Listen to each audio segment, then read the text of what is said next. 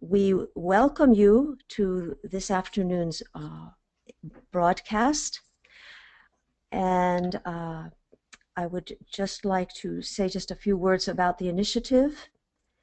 If you are new on this program for the first time, the 2025 initiative provides a shared peer learning and meditative online space for groups and individuals from around the world to meditate together in support of the vision of the new civilization.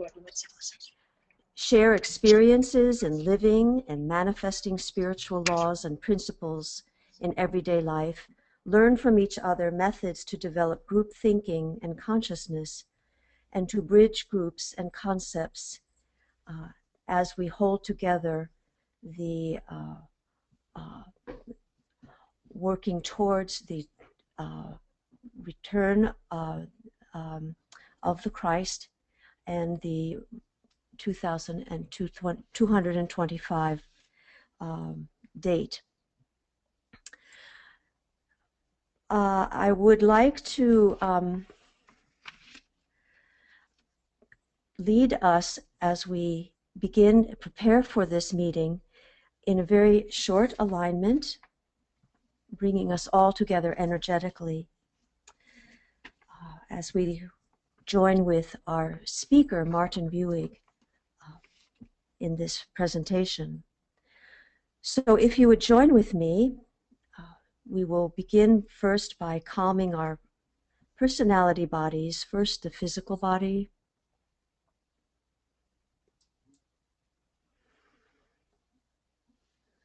then observe the astral body, bringing it to a sense of calm,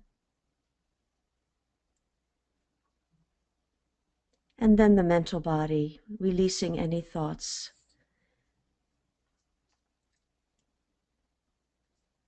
Coming to a state of poise.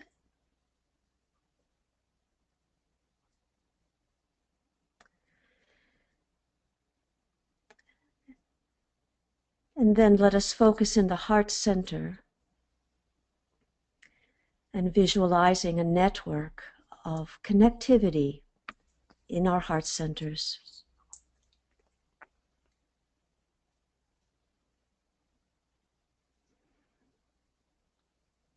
Bring our awareness to the ajna, where we see the three aspects of our personality balanced together and coming into an integrated focus. The integrated personality in service to the soul. Let us move our awareness then to the crown center.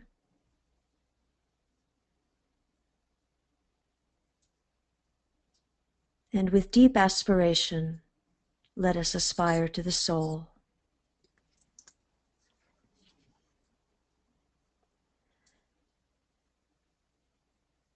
And through the expanded consciousness of the soul, we link to our brothers and sisters in the new group of world servers and to all humanity.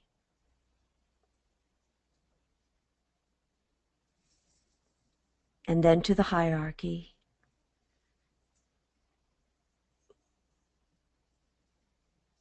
And then to the Christ as the center of the hierarchy.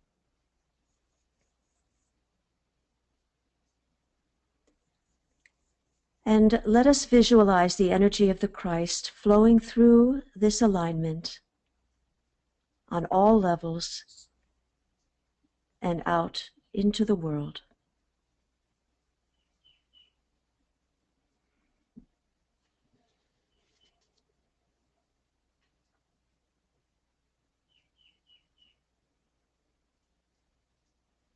And we take a few seconds to align to the theme of today's program, which is called The Reappearance of Christ as the World Server.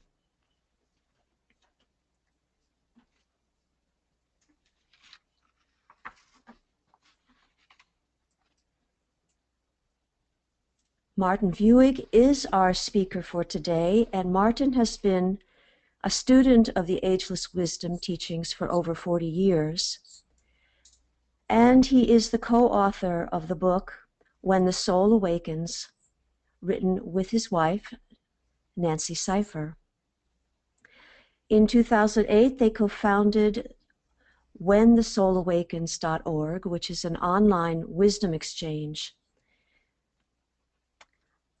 In his early years on the path, Martin has told me that he pursued a wide range of spiritual teachings and practices. And then in the early 1970s, he worked at the Association for Research and Enlightenment in Virginia Beach. In 1976, he enrolled in the Arcane School, a school for students of the teachings of the Tibetan Master Djwhal Khul and Alice Bailey, that focuses on the path of discipleship.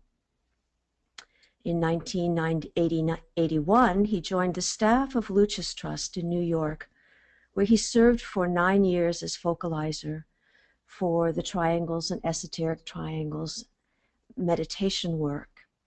And he is currently part of an advanced study of the will and Antakarana within the School for Esoteric Studies. And he resides with his wife in Northern Virginia outside of Washington, D.C. So, Martin, welcome. Hello, everybody. Can you hear me? I hope so. This is a very wonderful opportunity for me and for all of us. And if you can see the screen that I think has just opened up to you, you'll see that we have a direct line to heaven, which is very electric. It's a picture of lightning striking in Brazil. The name of this webinar is The Reappearance of Christ as the World Server. It's the Aries Festival, and this is April 2014. Such is the urgency of human need at this time that as a result of Christ's spiritual fusion with the will of God, a great silent avatar closely related to the will aspect of divinity will overshadow him when he reappears on earth. We are going to make an attempt to stand in the presence of that energy field. The coming avatar who embodies the spirit of synthesis is closely related to the will aspect of divinity. And his cooperation has been made possible through Christ's own attainment along the line of the highest spiritual will. He works under the great natural law of synthesis, producing at-one-ment, unification, and fusion. His function, in unison with the Christ, is to generate spiritual will within humanity, the will to good. The energy of synthesis produces unity, and we can measure to what degree this energy is successfully invoking the highest energy within humanity by looking for such things as a growing recognition of the one humanity, of the one world, an anchoring of the kingdom of God on earth, the revelation of the will to good, which is the energy that directs the spiritual kingdom, plus the will to unity, the urge to betterment, proving, as the scriptures say, that the sons of men are one.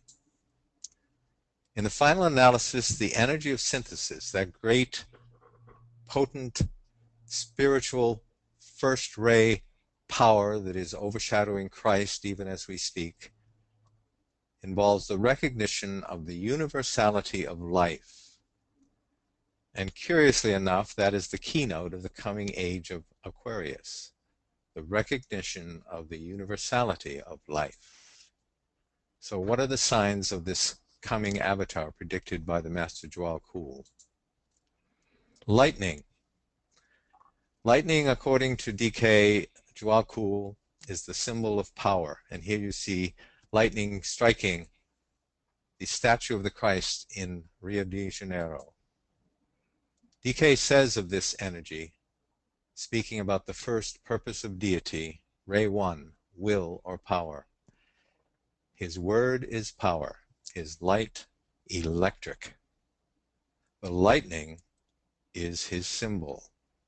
His will is hidden in the counsel of his thought. He is also known as the silent avatar, so that phrase, his will is hidden in the counsel of his thought. It's a silent, secret, sacred place that we are trying to touch.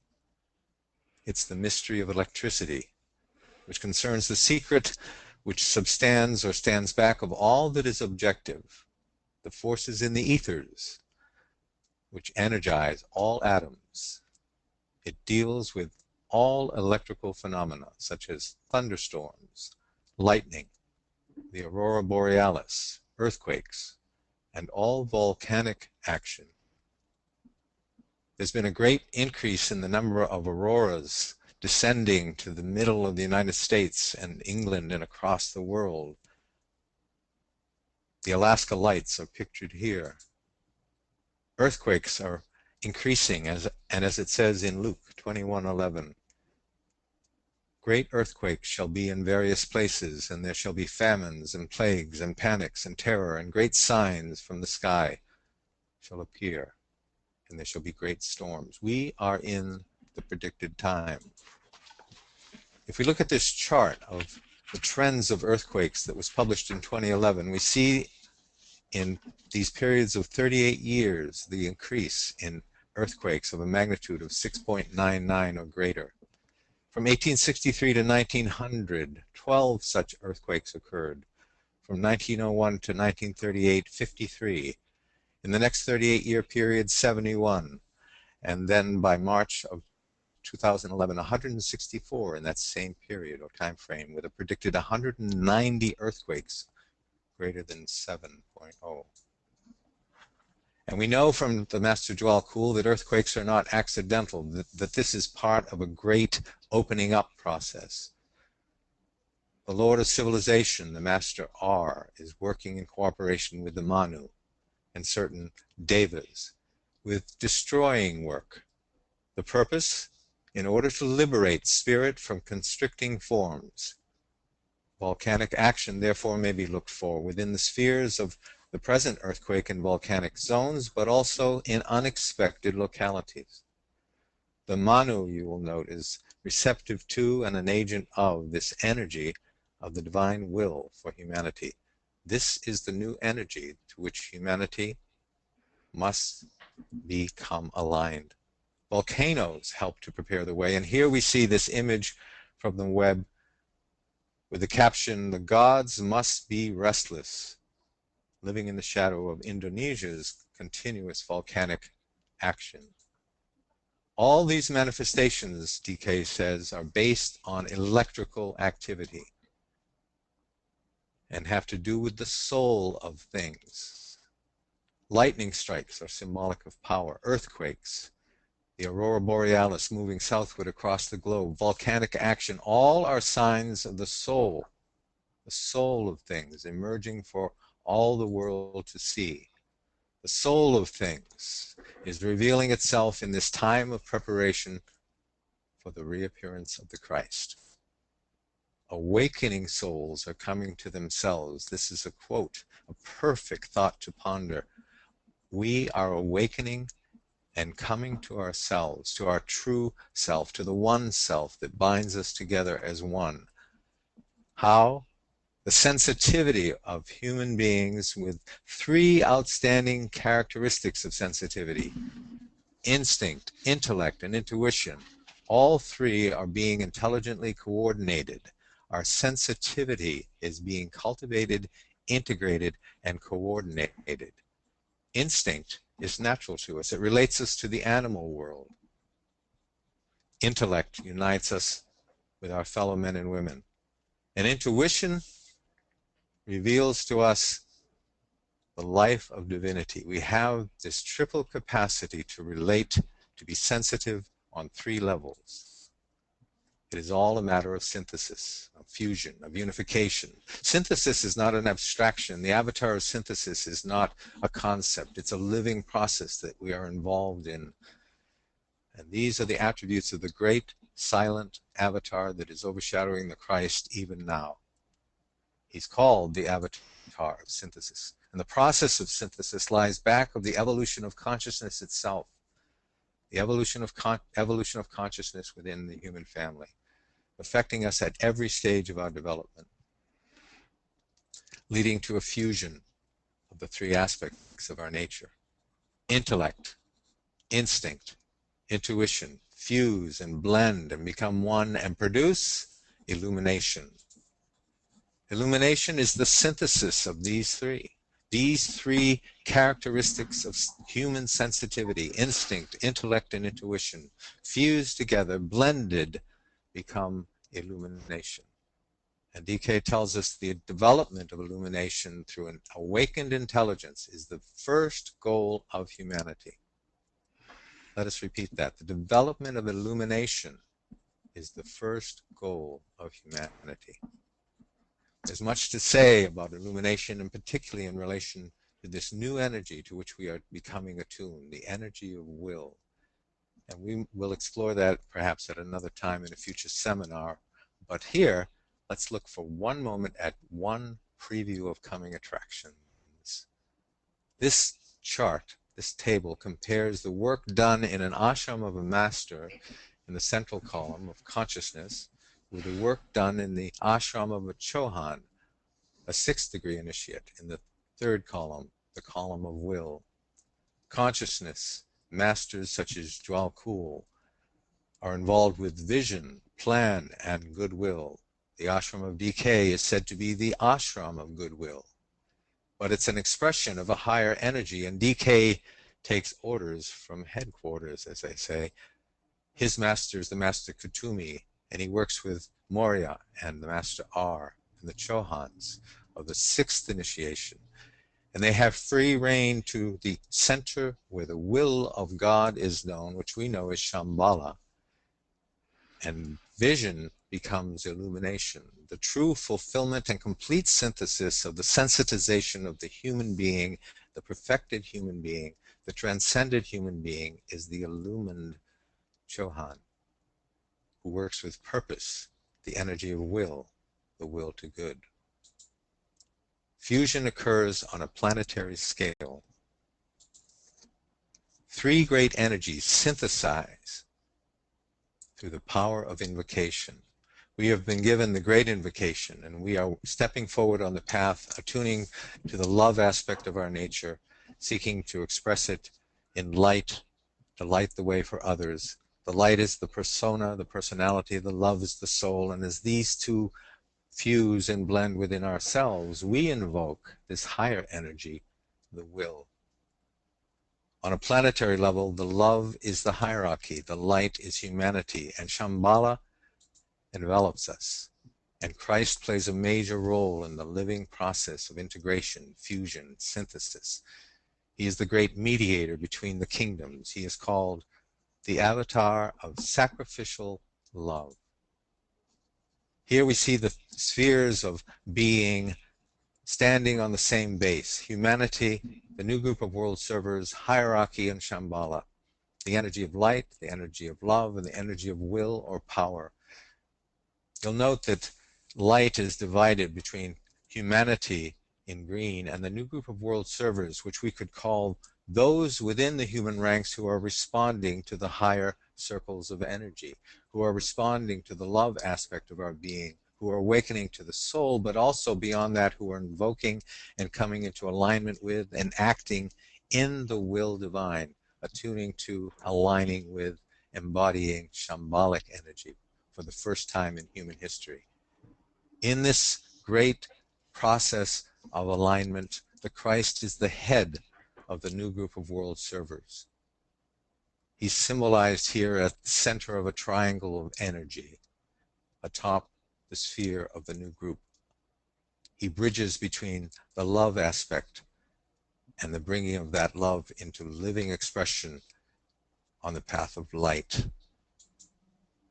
As a result of Christ's decision and his spiritual fusion with the will of God, the avatar synthesis has joined him, has become his close associate, owing to this stupendous task confronting Christ. The silent avatar will keep his eye upon him, his hand beneath him, and his heart in unison with his. This being is closely related, as we have said, with a new energy, the will aspect of divinity.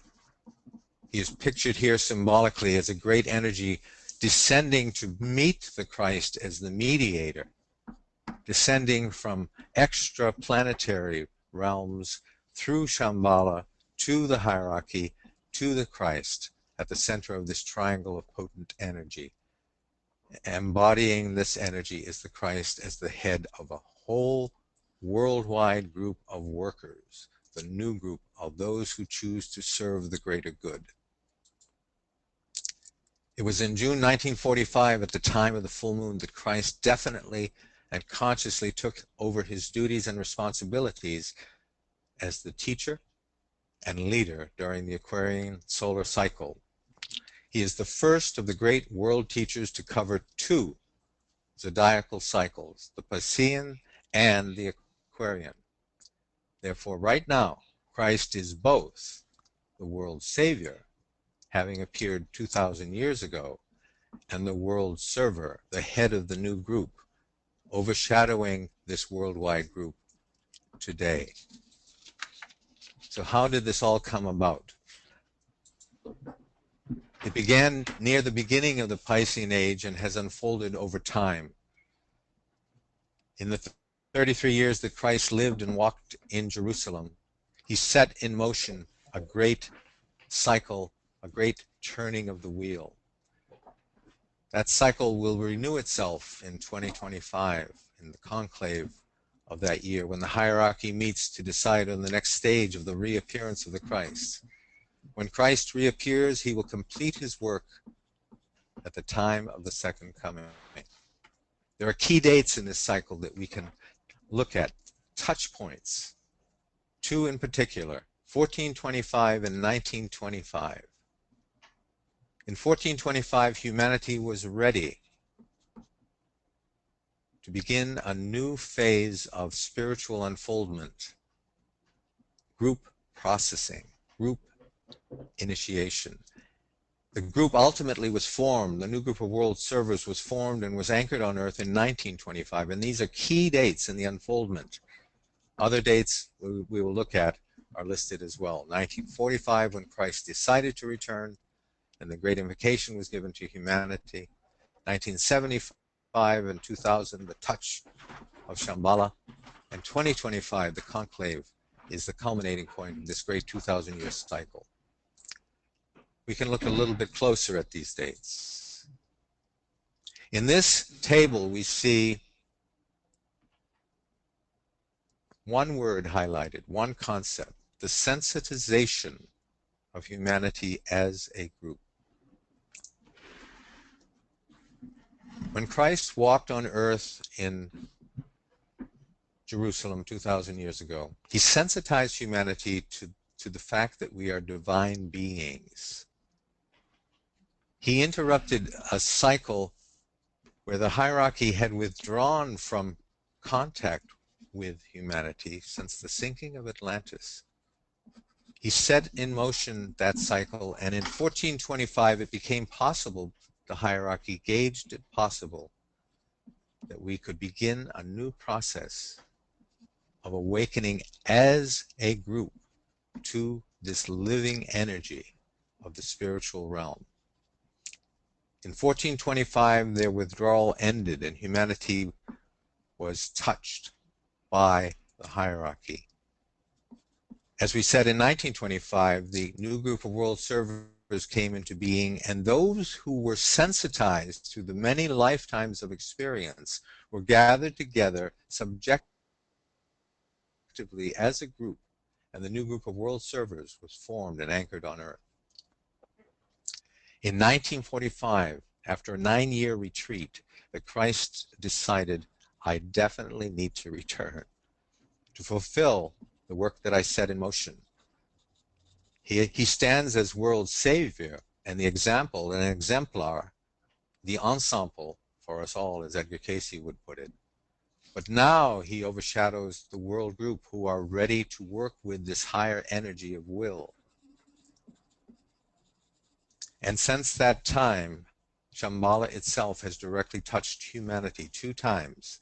In 1975, many of us were drawn onto the path. I joined the Arcane School in 76. How many of you have also been stirred to get in touch with a higher reality following that touch by Shamballa of humanity? And in the year 2000, the group of us that had been growing on the path towards a greater sense of our shared identity were mobilized to a higher work. And in 2025, it will be decided whether or not we are in the right place for carrying the work forward. The first of these dates is the time when Christ lived on earth. He paved the way, sensitizing us to the idea of divinity.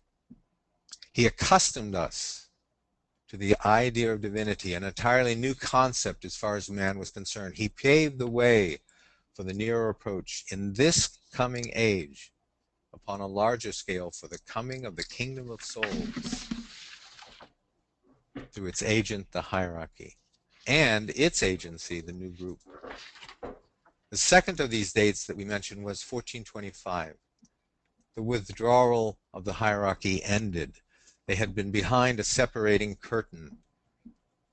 They noted a great change in human consciousness, and humanity was now ready to learn, to cooperate with hierarchy. As it says in Discipleship in the New Age, when the hierarchy withdrew behind the separating curtain in Atlantean times and the continent sank, it marked the beginning of an interlude of darkness, of aridity, and a cycle of blank abstraction which persisted in its crudest form until 1425. But then hierarchy noted a change in human consciousness, and we'll describe that as we proceed. A great change in human consciousness made it possible in that year 1425 to inaugurate changes in the requirements for initiation. And what DK points to here is that we could, from that point onward, learn not only to love in building the first span of the rainbow bridge from the personality to the soul. Those who were ready could become soul-infused personalities, and standing on that platform, build the second span of the bridge towards the spiritual triad of Atma, Buddhi, and Manas. And Atma is will, and Atma connects us not only to hierarchy, but to the center where the will of God is known, and makes us receptive to the will to good, to the higher energy, to the energy of discipleship in the new age, the energy of divine will and power. Third, in 1925, on this scale of unfoldment towards 2025, the Great Council in 1925 of the hierarchy confirmed the formation of the new group and the anchoring of the law of group progress, which is governed by the seventh ray. As it says in esoteric psychology, if we could look on as can those on the inner side, and if we were in a position to contrast the light of humanity as it is today with what it was 200 or 300 years ago, we would recognize that enormous strides had been made, that there is evidence, that this is evidenced by the fact of the emergence of a band of conditioning souls, a band of conditioning souls under the name of the new group. This was made possible in the year 1925. Finally, Christ decided to return to Earth. In 1945, the avatar of synthesis descended from higher realms to the mental plane, and DK predicted this in the early books, saying, there's a great possibility here, folks. We're hoping that you can work together enough to invoke this higher energy. And then he announced that in 1945, the avatar descended to the mental plane. In that same year, Christ ended a 9-year period of deep reflection and decided to return physically to Earth, at least to make his physical presence felt. And the true physical form is the etheric body. We will study this in a future seminar. The point of decision was reached during the period between the full moon of June 36 and June 45. The point of decision covered 9 years and resulted in the decision by the Christ to reappear, to appear again in visible presence on earth. DK says he has never left us, that he exists for those who have eyes to see, that he has experienced, that his energy is registered by those whose hearts are opened as love and by those who are conscious as a will to serve and cooperate with the plan. The shambolic touch in 1975 meant direct contact between the highest planetary center, the head center of the planet, the center where the will of God is known, the center where the Lord of the world resides. The council chamber of Shamballa is found. Shambhala force is usually held back. It is steadily held in leash for fear of too great an impact upon the unprepared kingdoms in nature. First ray energy, when first contacted by the unprepared, is destructive. But it was gauged that a direct impact was possible in the year 1975. It was predicted, and it occurred in 1975, 25 years before the close of the century, the culmination of a cycle under the influence of certain constellations, which meant humanity was ready to consciously make love manifest as a group. As he says, you have been told that this force has, during the 20th century, made its first direct impact upon humanity, precipitating World War I and World War II. Heretofore, it reached mankind in the three worlds after being stepped down. It always came through hierarchy, through the love center before that time, and was modified by transit through the great planetary center to which we give the name of hierarchy. The energy of will had been transmitted to humanity through the heart center of the planet, but a direct contact between the head center of the planet and the throat center, the active, creative, intelligent human center of expression, was deemed possible, and the touch of Shambhala directly upon human consciousness occurred in 1975, and then again in the year 2000. But the risks, he predicted, would not be so great as when the impact occurred that precipitated the great wars, owing to the spiritual growth of mankind. As we look about at the world today, some might question how much humanity has grown. There's war ravaging across the face of the earth, but it's not total apocalyptic war as yet, and we can prevent that, I do believe, as we consciously learn to wield the energy of will in service to the plan. Each time this energy strikes into the human consciousness, some fuller aspect of the divine plan appears. That means that in 1975, a fuller aspect of the plan appeared, or began to appear, or the door was opened, and over a period of 7, 14, 21, 28 years, that which was opened will be revealed to humanity through the workers within the new group. It is the energy which brings about synthesis and which holds all things within the circle of divine love. Sometimes we think that will is not associated with love, that these are separate. But read these words. It is the energy which brings about synthesis, fusion, unity. But it also holds all things within the circle of divine love. And the lightning strikes, the volcanoes, the earthquakes, reveal the soul of things, the love aspect. It holds all within the circle of divine love. It is the will of God to manifest. That is the energy that we are coming into alignment with. And as we who have lived through the Piscean age seeking the heights of the mountains in our spiritual quest. Learn that in the coming age of the seventh ray energy, where spirit and matter fuse and blend and the will of God manifests through form in love on the lighted path, then we will have learned the lesson and be cooperating with the direction and intent of divinity. In summation, to fulfill this divine intent to make the plan manifest on earth, to externalize the hierarchy, to prepare the way for the reappearance of the Christ, the masters, the angels, the reestablishment of the mystery schools. For this purpose, 2,000 years ago, the beginning of the age of Pisces, Christ came. Through a grand cycle of unfoldment,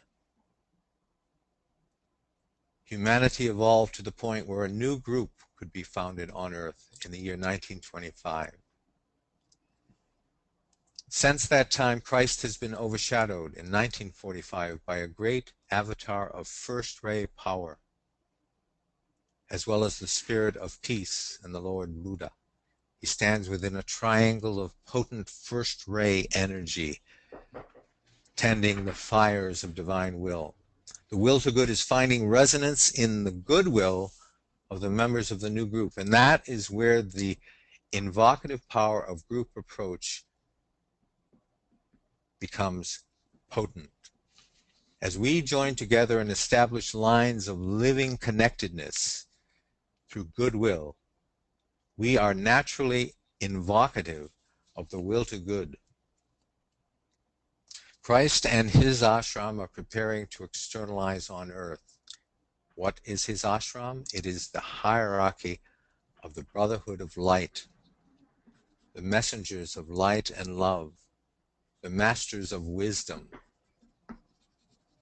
The kingdom of souls is another name for this realm.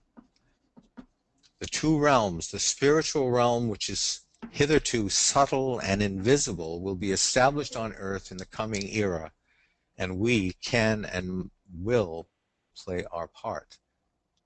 The groundwork has been laid, the cycle is nearing completion, the time is drawing near, and the year of decision for the next steps in the inevitable unfoldment of the divine plan is the year 2025.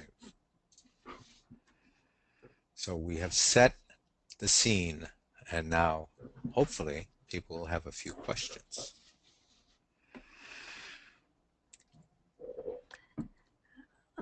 Martin, thank you so much. There has been so much information, so much for us to think about in your presentation. I am very fascinated with these dates. They all came from the Bailey books, I assume. Is that correct? Right. Actually, I recommend to anyone who owns the Alice Bailey CD, where you can look up a word or a date, if you start searching, DK says if you want to understand the divine plan and the energy of will, study its progression through history. And he has given many key dates. I only focused on 3 or 4, but there are many key dates that where DK basically gives the hierarchical perspective on the unfolding plan. So he basically says that 10,000 years ago Atlantis sank, Christ came 2,000 years ago, and 1425 was the first time we reestablished connection with this abstracted group of spiritual workers. And since that time, there are key dates in the unfoldment. In 1500 and in 1525, the energy of universality was released on the planet. In 1675, the 7th ray came in, and the shift between the 6th ray, which draws us to the top of the mountain, and the 7th ray, which draws the light from the top of the mountain into living demonstration, that energy was released on Earth. A group of spiritual workers were released in a given date that prematurely so that they could accelerate the progress. So there's many, many wonderful clues to the plan hidden in the Bailey books, and one of the doors for studying and understanding and researching that is to look up a date such as 1425 and see what DK says about it, and you will be, I think, impressed.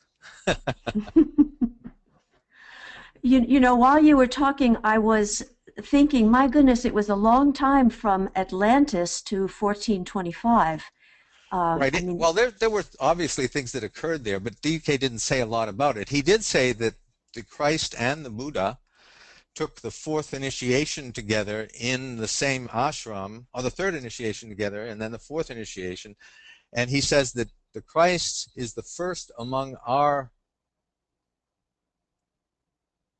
the Christ is the first of earth humanity to reach these higher levels, and that the Buddha came from a previous cycle, which in esoteric language is called the moon chain. So that's a bit of esoteric trivia that we might ponder on, to realize that Christ is actually one of us and has achieved the goal. And he had many lifetimes prior to his overshadowing of the Master Jesus, and Jesus himself was Joshua in a previous life, etc. So there's a whole cycle of lifetimes that there are hints at that we can look at, and you can look at the teachings from that angle also by looking up some of the Masters of Wisdom to see who they were in previous cycles. But it's more important to realize that the hierarchy is working as a group. And Atlantis, of course, was a debacle. And DK says that we're at the crisis, a parallel crisis here as we're entering the age of Aquarius, that the signs and energies of the constellations are similar to when Atlantis sank and when the Great War occurred in Atlantis. And this is a comparable time. It's not a small moment in history. So we are right on the brink of a great decision point. well, for those of us that have been wondering, you know, we have believed and intuitively understood that there was a plan, but what you have done for me, at least, has been you have actually given evidence of how this plan has manifested over time. And you did it in 35 minutes, which I think is pretty impressive. Well, there's more to it, I think. I'm sure there is. Alexander, are there people that have questions to ask or comments to make? Hello, everyone. This is Alexander Ilchuk, and thank you, Martin, for this wonderful presentation. It's so deep and right to the point of this moment of opportunity for us. I want to invite people to start asking the questions, and to do that, you just need to raise your hand using the special button on your control panel, and you will be unmuted and be part of this conversation. And also you can put your questions in the question section of the control panel, and then we would voice your question instead of you. But of course, it would be good to hear your voice. So far, there is a comment from Lori Ferreri: a clear and wonderful talk. Thank you, Martin. You're welcome, Lori. How are you?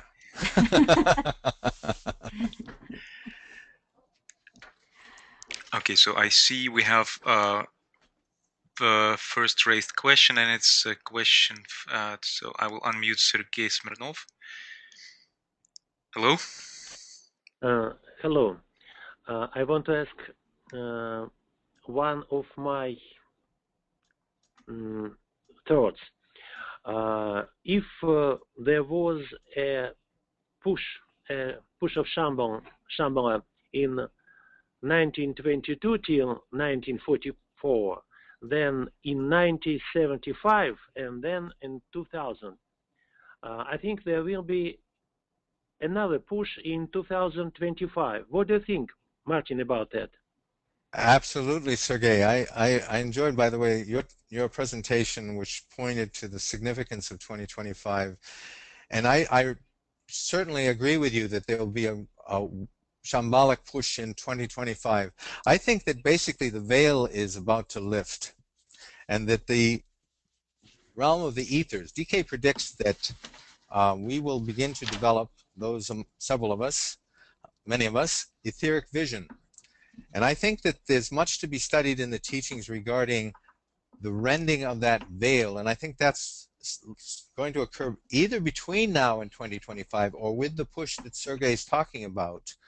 And I don't know enough to know the timing, but I sense that that shambolic energy is going to rend the veil, that the Davic presences that Sergey talked about in his last presentation, the angelic helpers that we need to learn to cooperate with and work with, are present with us. And just as the Christ has been present with us, but we don't necessarily have eyes to see, these living angelic Davic energies are present with us. And what's about to happen, and it is now happening in a more dynamic fashion, is the rending of the veil and the shifting and the opening of the inner eye so that we can actually see, work with, and consciously cooperate with those who are implementing the divine plan that we have just been talking about. In other words, the goal is to become conscious co-creators with the invisible realms. Well, the invisible realm is going to become more and more visible, and this push that Sergey is pointing to hints at when that opening may be quite dramatic indeed. And I want to say about it that Djwhal Khul usually hints about it. He hinted in Psychology second volume that the work of our masters in 1933 in 42, so he hints that there is a 9-year cycle, and Yes. in the same way he hints that there will be a push 1985 and there will be a push 2000. So I think it is his usual way to hint us about the cycles, because cycles, the secret of cycles is very high, so it can only hint. Exactly. Now, one of the things I learned from your slide presentation last time, Sergey, was that we know that the first ray governs 100-year cycles, and the 2,000-year cycle is governed by the first ray. So it's inevitable that that culminating point of 2025, you know, there's 100 years between 1925 and 2025. And that 100 years, that 100 years is a cycle set in motion by first ray will, which is in essence saying, come together, group of sensitized souls, and be ready by 2025 because I've got some work for you to do starting on that date. And that's the way I read that 100-year cycle. First ray energy set in motion, first ray energy beginning a brand new cycle in the year 2025. Yes, and in his work, Rays and Initiations, he wrote that initiates works with Atma energy, group will work with monadic energy. That's why we should know how to build visualizing through visualization group centers to cope with monadic will, which will come to us in 2005.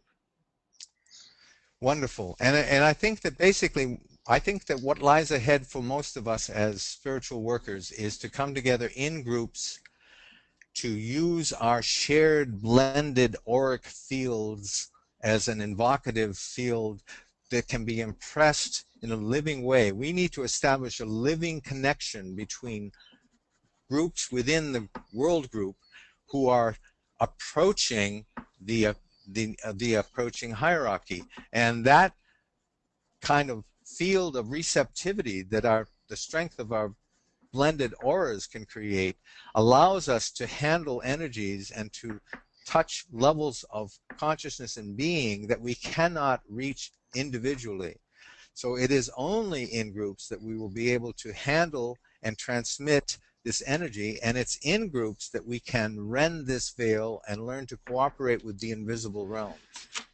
Yes, Martin, I agree with you, because in externalization of hierarchy, Djwhal Khul said that hierarchy divided, that some of them reached static play to be like Shamballa for us, and so that the most of hierarchy members could be near to humanity. So in our group of new servers, so there will be some very high groups which can contact simply, and other group, big group, can contact humanity as it is. I agree. Okay. Thank you. If anyone wants to step into the conversation, please raise your hand. And I see there just was, and it disappeared, the raised question from someone. So please, if you want to say something, raise your hand. And meanwhile, there is a questions coming to the through the question section of our control panels. So it's a question from Melanie Lightinger. I apologize if I pronounce your name not right. Astrologically, Pluto will enter Aquarius in 2023, and Neptune will leave Pisces and go into Aries in 2026. This could also point to the end of the age of Pisces and beginning of the Aquarius around 2025. Do you have anything to comment on this, Martin, from the astrological perspective? Well, I think maybe those who are more schooled in astrology might speak on that if there's other people in the group today. But so I would invite those who know more about astrology. I know something and I could speak, but I'm not an expert. Yeah, so if anyone in the audience now have an answer on this or have a comment on this, please raise your hand.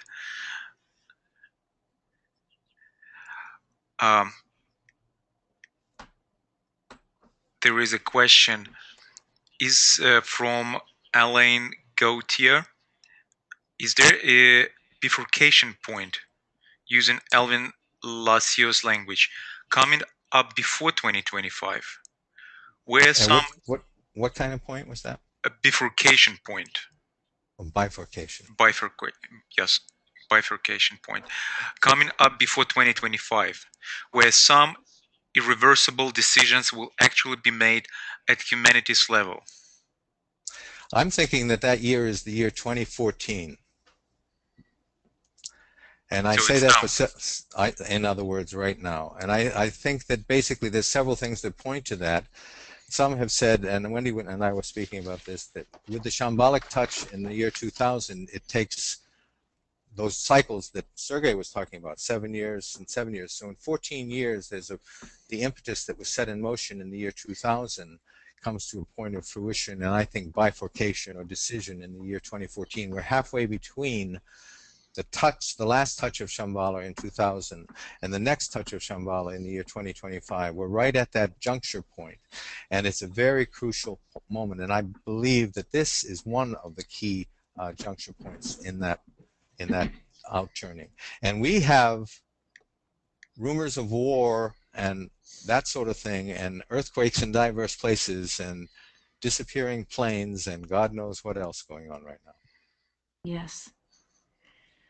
And myself, I have noticed that many people are sort of going back into their selves right now, not going to classes and not reaching out, but more like something's happening. It's almost like we don't know we're doing it, but we are. Right, and some of us know what we're doing. No, some of us are making a conscious effort to work ever closer together and form groups that can literally stay in touch with the inner realms.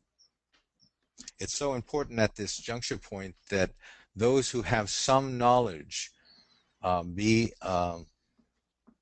spokespersons, so to speak, for that, the best that they know in this time of crisis and emergence.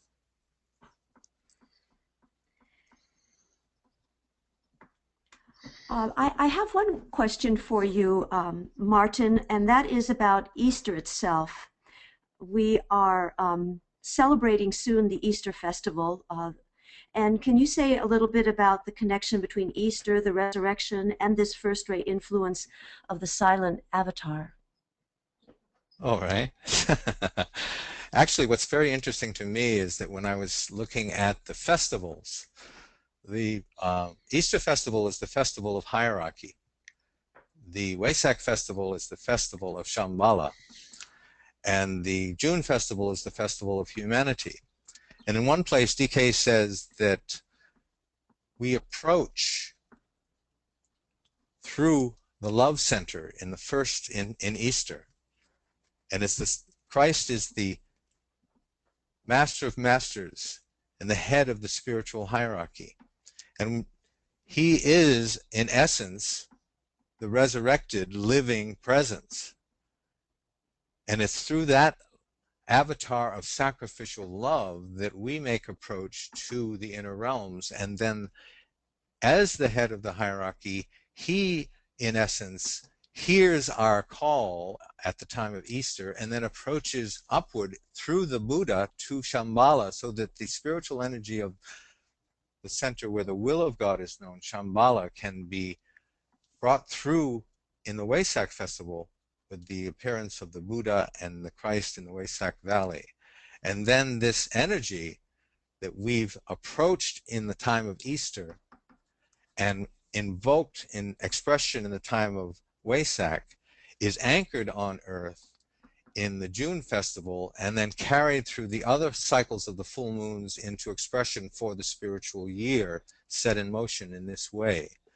Now in 1945, in the spring of 45, the crisis was so great that a great being called the Son of Righteousness, the Spirit of Resurrection, who is a Shambhalic entity, came and worked under the direction and in cooperation with the Christ because will energy was needed to end the war.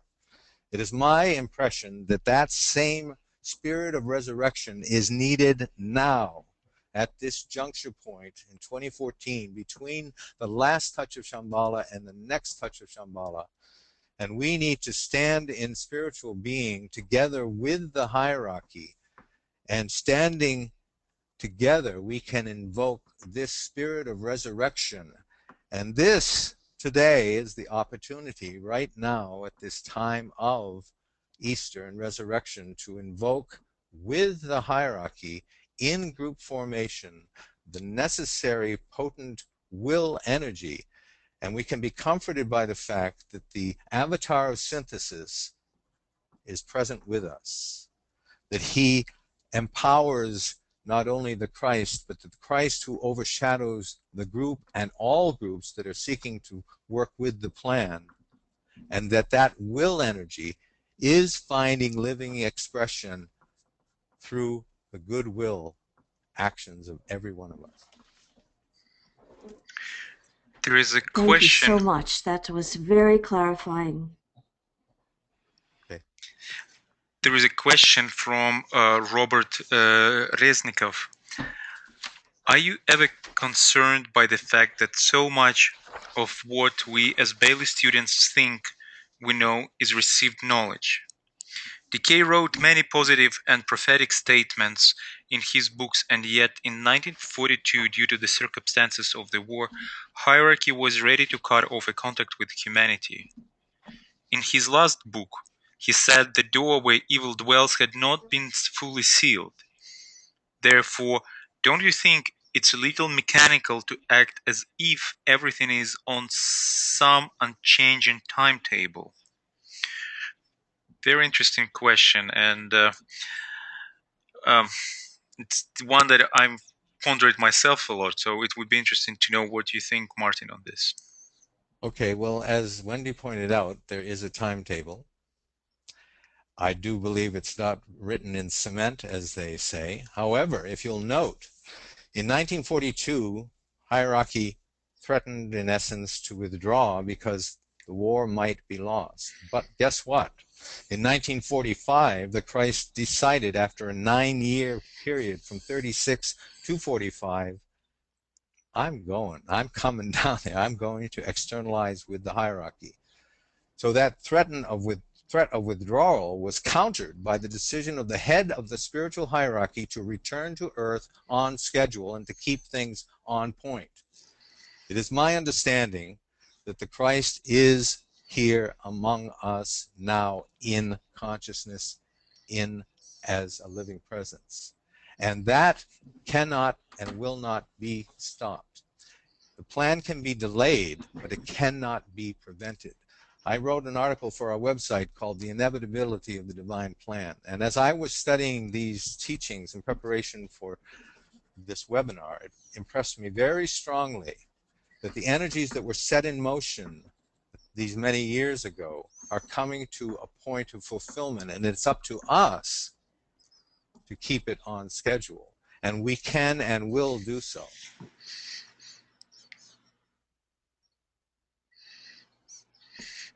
I would definitely agree with you that, again, the work of preparation is on was put on the new group of world servers, the forerunner, and whatever delay is happening, the part of responsibility on that is on us too, and Exactly. the work to be done is by us. Exactly. And the more that we are aware of this consciously, and the more that other people become aware, the more powerful the inner impulse will be. Right. Actually, DK says there's only really two words to ponder upon when thinking about the new group of world servers and the handling of this will energy. One of them is group, and the other is understanding. And I've been pondering on this idea of understanding and the living connection between this node in the network and this node in the network, and the whole concept of triangles of light and triangles of goodwill. And there is a living grid of energy and conscious relationship now in place that needs to be strengthened. And the webinars that so many people are doing are, as we know, the web is essentially the training wheels for telepathy. And we are interconnected beings who can consciously together join in consciousness and create an evocative web that literally presents an impressible field, an evocative presence that makes possible the externalization. So to the degree that we can cooperate in understanding, knowing that it's a living process, that we're an active part of it, that it's not an abstraction, to that degree it can and is becoming a living reality. There is a question in connections with what you just said, coming from S. Richardson. Do you have any thoughts to remark on regarding the statements that it is spiritual students themselves who hinder the success of the plan? In parentheses, spiritual glamour, in regards to spiritual glamour. I tend to agree. DK basically says, for example, there are more disciples outside of esoteric circles than inside of esoteric circles. I could write a treatise. I often say this. Nancy says, you've written more treatises in your mind. Nancy's my wife. You should read my mind. Basically, the treatise that could be written is that esoteric groups have suffered from many glamours that have prevented the living unfoldment of the plan. For example, triangles, of which I was the director in the New York headquarters for 9 years, DK predicted hundreds of thousands of dynamic triangles connecting people all over the globe. The envisioned possibility that DK had seems to have shrunk to a certain degree, partly because of these limitations that those within the so-called circles of learning have placed upon themselves. And we need to break out of the constrictions of the books into a living discipleship. And that's the process that's going on now. And I think that's the result of these touches by Shamballa. As I said, I joined the Arcane School in 1976. And I was and have been as much a student of the books as perhaps anyone. But the books become then a foundation, and the teaching within the books become a foundation upon which to stand in opening the intuitive wisdom to a living impression. This hierarchy is adjusting on returning to learn to speak languages again. They work through thought and through impression and through symbology and symbolism. The master himself is a symbol of the greatest potential within any of the ray groups. So we need to learn to think in terms of symbolism and to move in the realm of the world of meaning and the world of significance and have what's called an esoteric sense. And to think in terms of this cycle began here, touched here, and moved there. Think in terms of the wholes. Think in terms of the unfolding meaning. Read the book of life that's unfolding before us. See the symbolism of the awakening presence and know that every one of us is an actor on the stage and that we can learn from one another.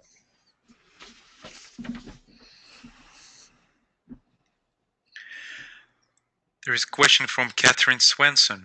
Can you say more about Christ reappearing in his etheric body? Which would mean that, as before, only part of humanity will recognize him. Well, DK actually says that only part of humanity will recognize him. Now, there's a lot to be said about Christ reappearing in the etheric body. It says that Christ will make his physical presence known. But it also says that the Buddha makes his physical presence known at every Wesak festival. How many of us see the Buddha at every Wesak festival? We need to develop an inner sense. The etheric vision is said to be a physical sense. When the crown chakra and the brow chakra interact in synchrony and in harmony, it quickens the atoms of the physical mechanism. And the optic nerve is quickened, and we gain a capacity to see subtle energy. And the light in the head, though not experienced by all, becomes the doorway of energy and subtleness through which we can enter into contact with the soul and through the soul with the spiritual realm. So this is meant to be a living energy experience. I am only now opening up to this for the first time after all these years of schooling, so I'm not saying that I know these things, but I sense that's where we have to go. There is a technical question coming from S. Richardson. Could you elaborate more on the CD you mentioned, CD-ROM? I'm not too familiar with them. Oh, okay. The Alice Bailey, the Lucis Trust, which basically distributes the Alice Bailey books that I worked for in the earlier years, has put all of the Alice Bailey 24 volumes on a searchable CD, which is, I think it's $125 purchase, but it's probably worth 10,000 times that as far as I'm concerned. It's one of the most important things I have in my possession. The books are also available online for searching at the Lucis Trust website, but the CD is a little bit better in the sense that if you search on the year 1425, you will go directly to the place in the books and where that is and all of the occurrences of that. So you send for the CD, pay your few dollars up front, put it into any computer. Now, recent computers don't have CD drives, so you might have a little problem there, but they'll work it out with you. But yeah, if you have any problems with that, you can contact directly the New York headquarters, and they will help you to sort it out. Right. I recommend it highly. And as we approaching the time that's time for the meditation, there is one comment that came from Cindy Tierney. Again, I apologize if I pronounce your name not right. As this Aries festival presents such an important opportunity for our group work, and the full moon actually occurs on April 15th at 7:43 in the morning Universal Time, can we agree on a daily time in the coming days to meditate together even quickly on a personal basis, yet connecting as a group. I think it's a wonderful suggestion, and I think the case actually suggests that during the uh, important festivals such as Vesak festival, but I think this year we can expand this to Aries and Gemini festivals, that we would connect 5 times a day, saying the Great Invocation, and that's on the sunrise and noon, uh, 5 o'clock and sunset, and the exact time of the full moon, like in correspondence. So like in this time it's 7:43 a.m. universal time. So there's like 5 times during the day, respectively, in our own time zones, that we definitely could and should connect in the meditation.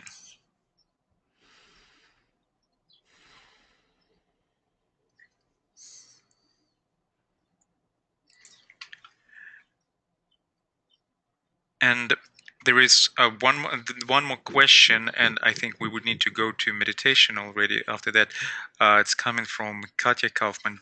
Do you see the difference in two shambolic impacts of 1975, and 2000, and how it will be different in 2025? That's a big question. I would say, Katya, that if you look at 2001, you get a bit of a difference. In 2001, great destruction came upon us. It was like an acceleration of the necessity of the breaking up of that which is limiting. It is my impression, and that DK says that a great third ray ashram is working on breaking up the problems with finance and money. And I would say that we will see an increasing breaking up of that which restricts us in these areas. DK predicts the coming of a great being called the adjuster of finance. I sense that such a being is drawing close, that the breakup of these restrictive forces is underway, that it's being accelerated with each touch, and that between now and the year 2025, it is my sense that it needs to be broken completely.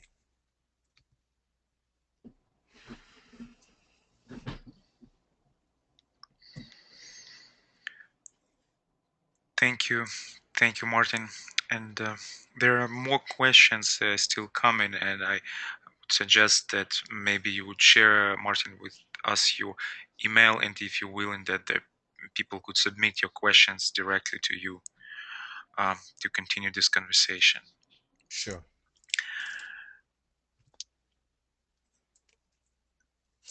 So I suggest we now go to meditation, probably.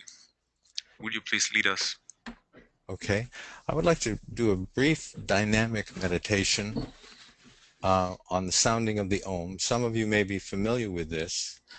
The reason I'm choosing this meditation, it was given to a fellow named Victor Fox, who was a second ray type, who was counseled that in his next life he would be able to work more directly with will energy, and that one way of preparing for that would be to do this simple alignment. Earlier today, as we began, we acknowledged the physical, the astral, and the mental vehicles in a rather passive way.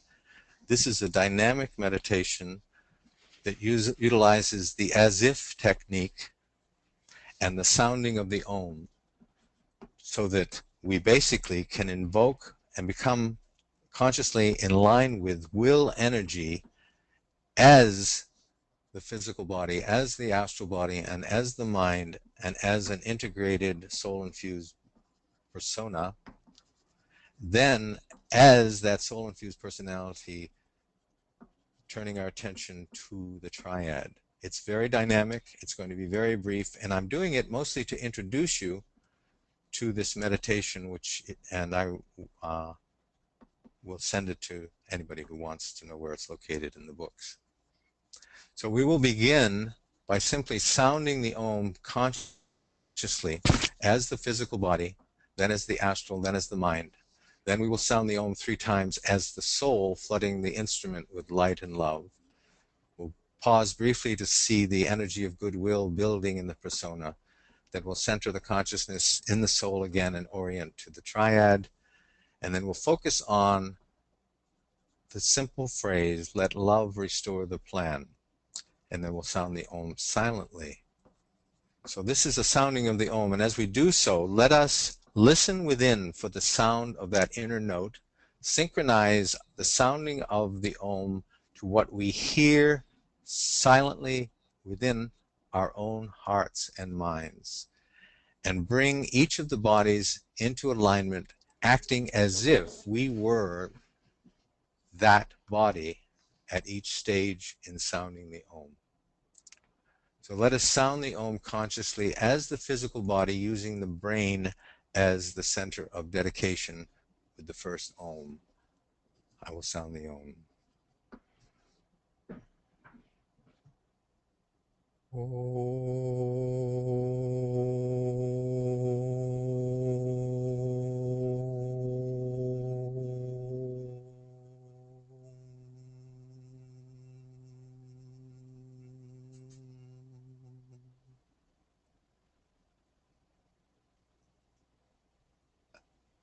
As the astral body lifts the heart unto the Lord, unto the Christ self, ignoring the astral and focusing on that Buddhic energy of love.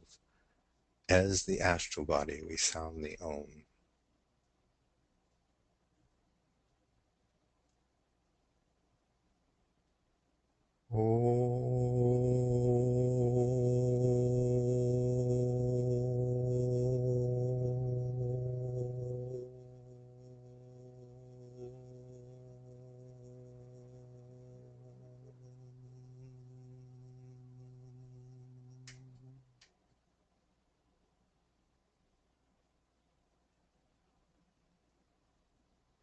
As the mind, we sound the Om, orienting with directness towards the soul.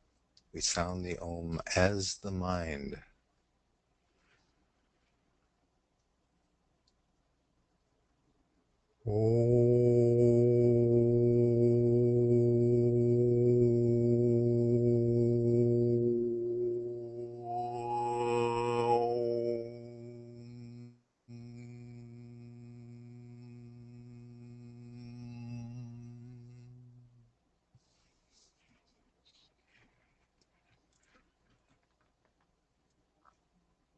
Three times, as the soul, we sound the Om, flooding the triple instrument with light and with love.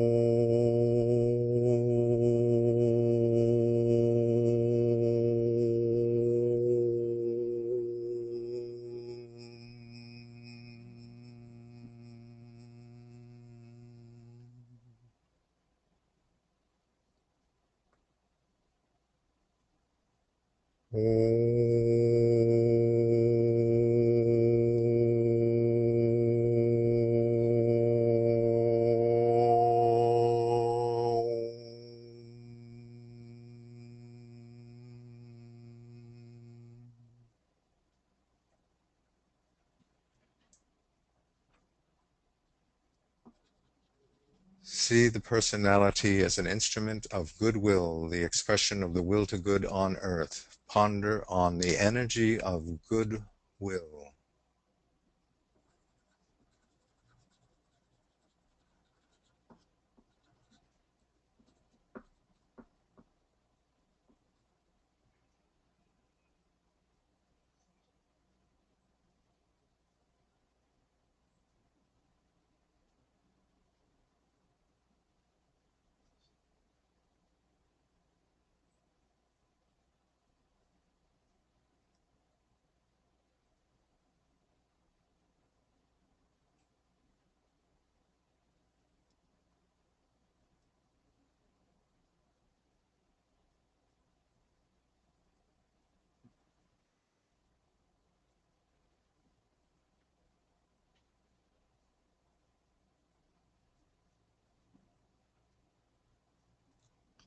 Using the imagination, center the consciousness anew in the soul. Look upward and orient the soul-infused persona, to the triad, the energy of will, love, wisdom, intuition, buddhi, and higher mind, pure light.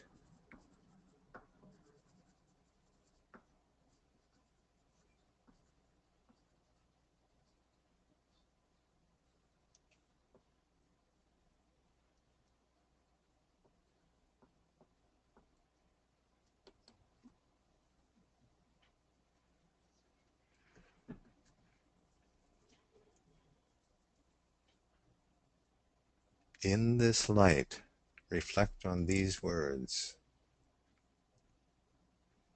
Let love restore the plan.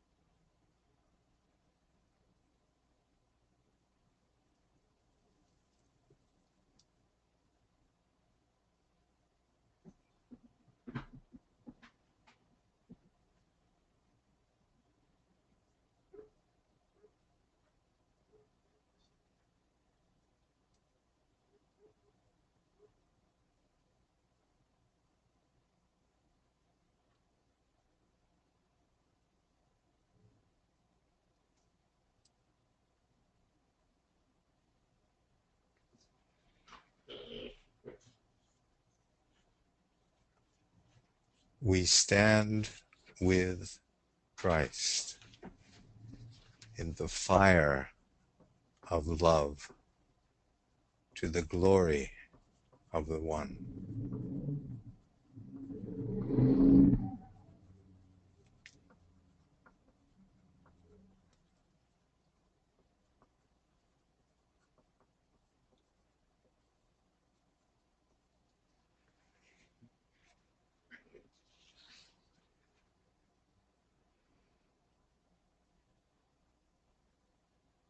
I come forth, and from the plane of mind I rule.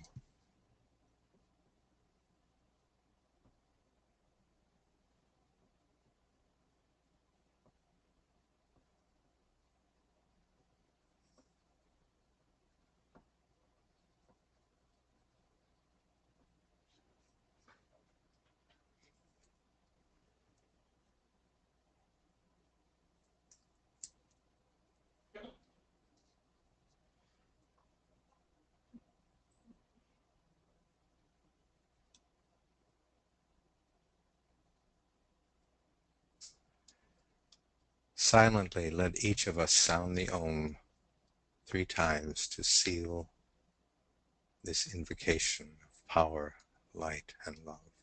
Let us sound the Om 3 times silently together, acknowledging all those around the world at this time who are opening up to inner realms. Sound the Om 3 times.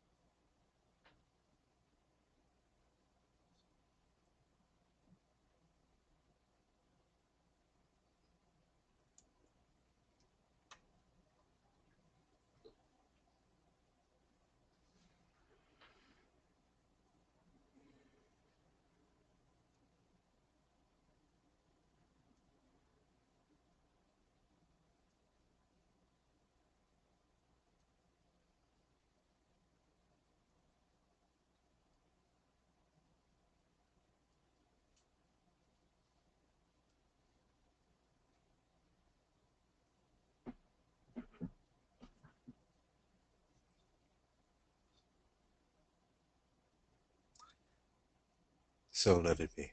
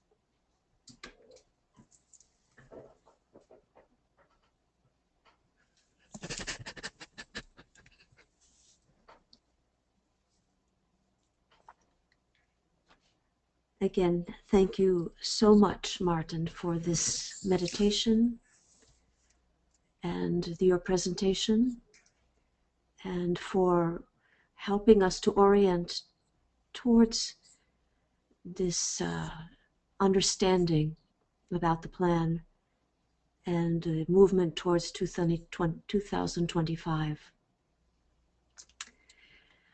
And now, Alexander, do you have some information then about next month's initiative? Yes. Thank you very much, Martin. You're welcome. Thank you all. Thank you, Wendy.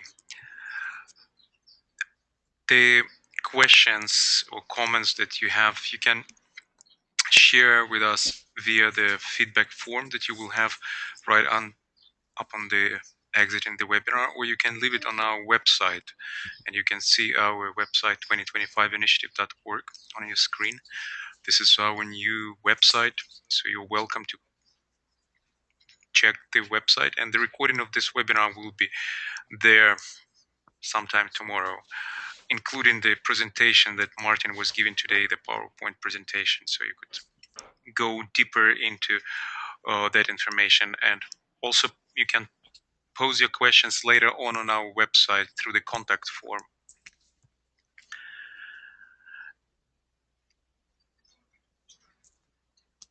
And as for the coming webinar, for the WASAC webinar, as we know, it's a very special time, and so we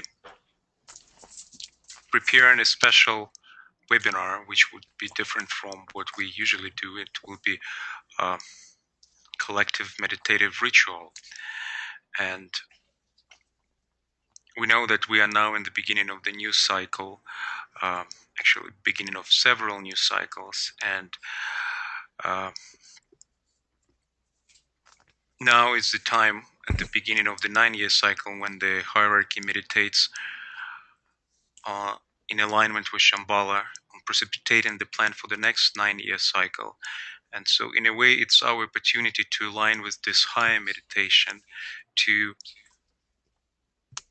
receive impressions about what is our, as a new group of world service plan, part of the plan for the next 9 years. So we invite everyone who is today present on the webinar and those who are connected with the 2025 initiative to meditate on the topic, on the question for the next month, starting from this Aries full moon till the Taurus full moon, till the Vesak full moon. Considering the next 9 years of preparation, what are our, as world service, immediate objectives in service to humanity? How can we raise our efficiency as the new group of world servers while holding an alignment with the plan?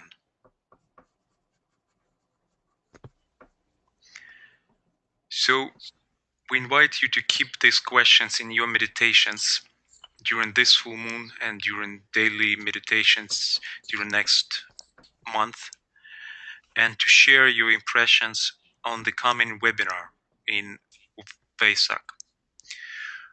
We will have 7 to 9 panelists coming from different countries and from different continents, representing different groups, to share their impressions and focalize us as a group in the meditation leading, preceding the peak of the Vesak festival. This question will be posted on our website, so you could come back and review it and read. And so this is our invitation and our suggestion to the entire group to work collectively in synchronous meditation for the coming month. And as it was suggested during this full moon, let's connect during the next 5 days of the full moon period, 5 times a day, connecting subjectively, aligning ourselves with the hierarchy and Shamballa, and reading the Great Invocation.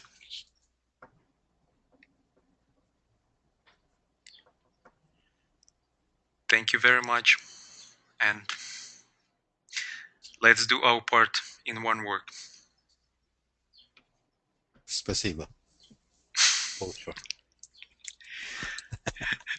Thank you.